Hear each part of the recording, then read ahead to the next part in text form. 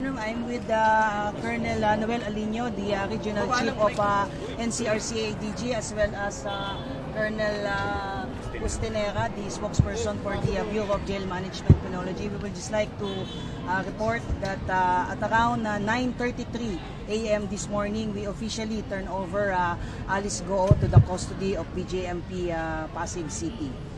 And as a matter of procedure, before turning her over to BJMP, she undergone the required medical and physical examination conducted by the PNP General Hospital in Bikuan, Cebu.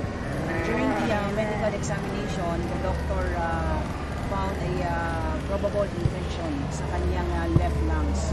So, the BJMP, upon receiving the Alice Goo, will have now the disposition on how to treat this possible infection na meron po si Alice Goo. Saan yung possible nakuha yun, ma'am? Hindi natin po alam, but yung kanyang medical po last Friday cleared naman po.